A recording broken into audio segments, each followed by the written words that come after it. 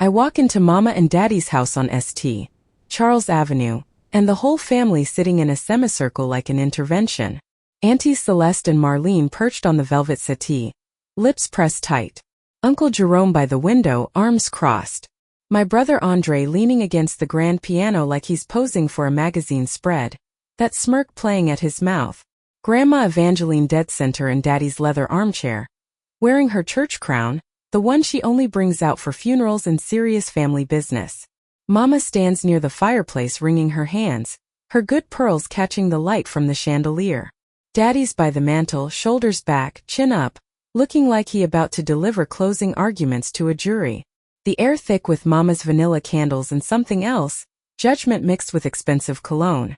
My heart hammering against my ribs because I know exactly why they called me here.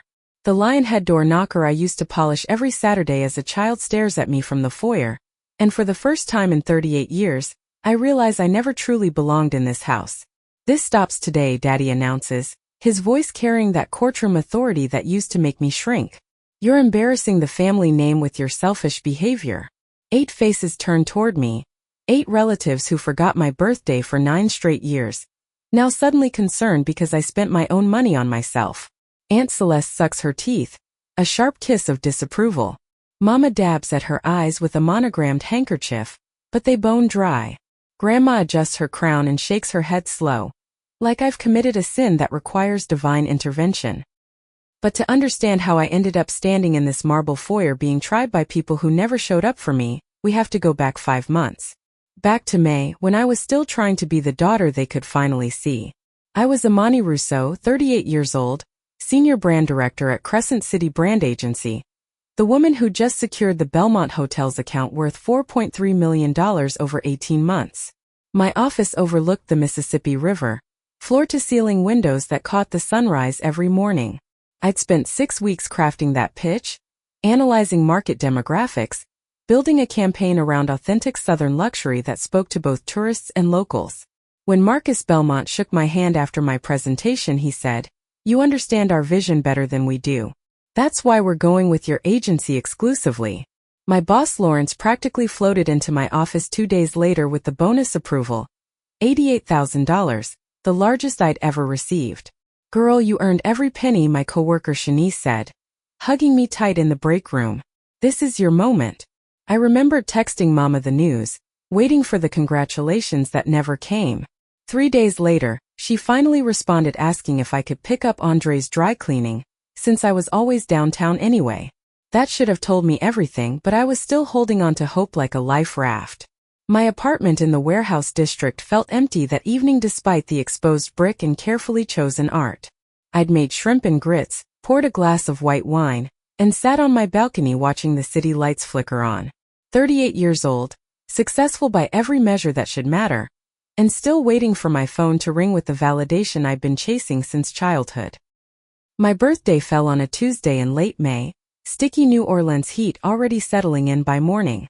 I checked my phone 17 times before noon. Nothing. I closed the Belmont contract during a video call at 2 o'clock, my third major win that quarter, then treated myself to lunch at Dookie Chase's. Sat alone at a table for 2, eating fried chicken and staring at the art on the walls, Leah Chase's legacy surrounding me while I tried not to feel pathetic about celebrating myself. That evening I bought a small king cake from the bakery on Magazine Street, stuck a single candle in the center, and carried it home like evidence of my own loneliness. My apartment felt like a museum then, beautiful but untouched by real love. I lit the candle at 8:45, the exact time Mama went into labor with me 38 years ago, a story she'd told Andre's wife Simone but never told me. Made a wish I knew wouldn't come true, then scrolled through Facebook because apparently I enjoy self-inflicted pain. That's when I saw it, the post that changed everything. My entire family at Commander's Palace, Andre's promotion celebration in full effect. Champagne towers on the table, Daddy's arm around his son's shoulders, Mama beaming in her Sunday best. The caption read, "The Rousseau legacy continues," posted by Mama herself at 7:30, right during what should have been my birthday dinner. I counted 15 family members in those photos, including cousins I hadn't seen since Grandma's 80th birthday party. All gathered to celebrate Andre while I sat alone with grocery store cake. I stared at that screen until my vision blurred, my thumb hovering over the comments section, wanting to ask why, wanting to scream, but training myself silent like I'd done my whole life. Mama called at 11:58, 2 minutes before my birthday officially ended. I answered on the fourth ring, hating the hope that still fluttered in my chest. "Imani baby," she said, her voice bright and unbothered. "I'm so glad I caught you. Listen, we're planning something special for Andre and Simone's anniversary next month. The big party at Windsor Court, and we need you to contribute. Nothing major, just $23,000 toward the venue and catering. You're so good with that sort of thing, and with that bonus you just got, well, it's time you support this family for once." The words hit me like a slap. Time I support the family. Like I hadn't been supporting myself since college while they poured everything into Andre. "Mama," I said quietly, my voice shaking despite my best efforts. Today was my birthday. Silence stretched across the line, thick and telling. "Oh," she finally said, surprise coloring her tone but not quite reaching genuine. "Oh honey, with Andre's big news it just slipped my mind. You understand, right? It just slipped, like always, like I've been slipping through their fingers my whole life. Too easy to forget. Too quiet to demand attention." I told her I'd think about the contribution and hung up before she could hear me cry. But I wasn't crying from sadness anymore. Something else was rising up in me. Something sharp and clear. I opened my laptop and started searching Biloxi beachfront properties, typing through blurred vision, each click feeling like a small act of rebellion. If they could forget me, I could choose myself. The third listing stopped me cold. A 3-bedroom house with wraparound porch facing the Gulf, whitewashed wood and floor-to-ceiling windows. Price listed at $393,000. I stared at those photos until sunrise, imagining a space where I didn't wait for phones to ring, where I didn't measure my worth by their attention. What I didn't know until 2 weeks later was that I'd been seeing the truth all along, just refusing to believe it. I was in a staff meeting when my phone buzzed with a group chat notification. Family Planning Committee, the header read, 38 members including me. Except I'd never been added to this chat before. I frowned, opening the thread during a bathroom break, and my blood went cold. 3 months of messages sprawled before me. Mama had accidentally added me while trying to tag someone else. The conversations dated back to February, long before my birthday, long before Andre's promotion. "Imani's bonus should be coming through soon," Daddy wrote in March. "She needs to contribute significantly this time. At least $23,000 for the anniversary party." Below that, Mama's response, "She just got $88,000. Time she stops being selfish and supports this family." Aunt Celeste added laughing emojis. Uncle Jerome wrote, "About time she pulled her weight." My name appeared 16 times in that thread, but they spelled it wrong every time. Imani with 2 N's and 1 I, like they couldn't be bothered to learn the name they gave me. I locked myself in the bathroom stall, hand pressed against my mouth to keep from screaming. They'd been planning this for months, plotting how to take my money before I'd even received it. Aunt Marlene suggested I didn't really need the bonus since I had no real responsibilities like Andre does, no wife, no children, no legacy to build. Daddy agreed, saying I'd been selfish my whole life, living for myself instead of family. Living for myself. I'd spent 38 years trying to earn their love through achievement, and they saw it as selfishness. I scrolled back further, finding messages from my actual birthday. "Should we tell Imani about the celebration or just post it?" Mama wrote. Daddy responded, "She'll understand. Andre's promotion is more important right now. We can do something small for her next year." Next year, always later, always after Andre got his share of their attention. My hands shook so hard I almost dropped my phone. That evening, I sat in my parked car outside the agency for 43 minutes, reading and rereading those messages until they burned into my memory. Then I called the Biloxi realtor and scheduled a viewing for that Saturday. I drove to the Gulf Coast alone, windows down, Jill Scott playing loud enough to drown out the voices in my head telling me I was being rash, impulsive, selfish. The house was perfect, all whitewashed wood and sea breeze and windows that framed the water like paintings. "I can put down $60,000 today," I told the realtor, "and close within 3 weeks. She raised her eyebrows but nodded, drawing up paperwork while I sat on the porch listening to waves. This was mine, bought with money I earned, in a place where nobody could take up all the air in the room. I spent the next month transforming that house into a sanctuary, painting walls sage green, hanging my college diplomas and work awards, filling shelves with books I'd always meant to read. My coworker Shanice helped me pick out furniture, her girlfriend Jasmine suggesting plants for the porch. "We're so proud of you," Shanice said, squeezing my hand as we arranged throw pillows. "This is what choosing yourself looks like." On a Sunday in late July, I posted a photo to social media. Me on my porch with a glass of wine, sunset painting the Gulf in shades of amber and rose, caption reading simply "Weekend at my new beach house, birthday gift to myself." Now I'm standing in my parents' foyer 3 weeks after that post, and I finally understand what Grandma used to say about chickens coming home to roost. Daddy's still talking about family embarrassment and respectability politics, how the church mother's been asking questions Mama can't answer. "Your mother hasn't slept properly since you posted those photos," he says, voice rising. "What will people think, you buying a house without consulting this family, celebrating with strangers instead of your own blood?" Andre pushes off the piano, walking toward me with his hands in his pockets, that same easy confidence he's worn since childhood. "Nobody's saying you can't have nice things, sis," he starts, voice all smooth like expensive whiskey. "But maybe selling it would bring peace back to this family. Mama's been crying every night." I let the silence stretch, watching them for the first time. Aunt Celeste fidgeting with her bracelet, uncomfortable now that I'm not immediately apologizing. Uncle Jerome won't meet my eyes. Grandma's the only one looking at me directly, something shifting in her expression I can't quite read. I reach into my bag and pull out 3 photo albums, setting them on the coffee table between us with enough force that the sound echoes.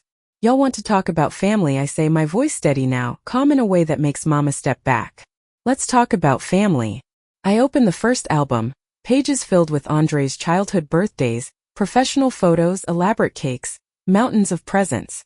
The second album is mine, mostly empty pages, a few snapshots of me alone with store-bought cupcakes. No decoration, no celebration, just me year after year trying to smile through the loneliness. But the third album, I say, opening it slowly, this one's special. Inside are printed receipts, spreadsheets, bank statements, 23 years of family spending documented and highlighted. $98,000 spent on Andre, birthday parties, college tuition beyond scholarships, his wedding, down payment on his house, anniversary gifts. $900 spent on me, and that's being generous since half of it was supposed reimbursement for things I bought for family events. Daddy's face goes dark. "Where did you get?" "I have copies of everything," I interrupt, pulling out the final piece, printed screenshots of the family group chat, 3 months of messages with my name spelled wrong, with them plotting to take my bonus, calling me selfish while planning how to spend money I hadn't even received yet. "And here's my favorite part," I say, pointing to a specific exchange. "Mama telling everyone that I need to contribute because I have no real responsibilities. Daddy agreeing that I've been selfish my whole life. All of y'all laughing about it." I look at each of them, making eye contact, refusing to let them look away. "Y'all forgot my birthday for 9 straight years, but you remembered Andre's anniversary 6 months in advance. You spent almost $100,000 on his life but couldn't spare a phone call for mine. And when I finally spent my own money on myself, $88,000 I earned saving a $4.3 million account you called an intervention." Grandma Evangeline stands slowly, removing her church crown with trembling hands. She walks to the albums, studying them with eyes that suddenly look ancient and tired. "Lord have mercy," she whispers, and I realize she never knew, never saw the full picture until now. Mama's crying real tears finally, but I'm done being moved by her performance. I turn to Andre, who's gone pale, his confident mask cracking. "By the way," I add, voice sharp as broken glass, "I forwarded all those chat screenshots to my lawyer. Not to sue, just to document. But I also sent them to 3 of Mama's church mothers who kept asking why I wasn't at your celebration. Let them ask their questions now." I pick up my purse, my good leather one I bought myself with my first bonus 3 years ago, and I walk toward that lionhead door knocker without looking back. The evidence stays on their coffee table like exhibits at a trial they can't win, proof that I existed, that I tried, that they failed. Behind me, Grandma's voice cuts through the shocked silence. "Patricia, Leonard, what have y'all done to this child?" But I don't wait to hear their answer. I'm already down the steps, already driving away from that house on St. Charles Avenue for what might be the last time, heading toward the highway that leads to Biloxi, to the Gulf, to the whitewashed house where I finally learned that family isn't who you're born to, it's who shows up when you need them. 1 year later, I celebrate my 39th birthday on my wraparound porch, surrounded by Shanice and Jasmine and coworkers who became friends by Mrs. Chun from next door and her famous gumbo, by people who know how to spell my name and remember what matters. Mama's Lincoln Town car idles at the edge of my property line, her silhouette visible behind the wheel, holding what looks like a bakery box. She sits there for 8 minutes before finally stepping out, walking slow like she's approaching a stranger's house, which I guess she is. She holds out the box, a single cupcake inside, carrot cake with cream cheese frosting. "Happy birthday, Imani," she says, and for the first time in my life she spells it right, says it right, sees me right. I don't invite her to stay, but I don't turn her away either. Just accept the cupcake and close the door gently. Some bridges burn, some rebuild slowly, and some just become distant shorelines you visit when you're ready. I set the cupcake on my kitchen counter next to the 3-tier cake Shanice brought, the one that says Chosen Family in gold frosting, and I finally understand that validation was never theirs to give, it was always mine to claim. If this story touched you in any way, if it made you think twice or feel something deep, make sure you hit that subscribe button right now and drop a comment telling me where you're watching from. Let me know you out there. Your comment might be exactly what someone else scrolling needs to see today, might remind them they're not alone in whatever they're going through. Because that's what we do, we share our stories so somebody else can survive theirs, so the next person knows they can make it through too. So keep your circle tight, trust your instincts, and remember that every choice you make matters more than you think. You feel me?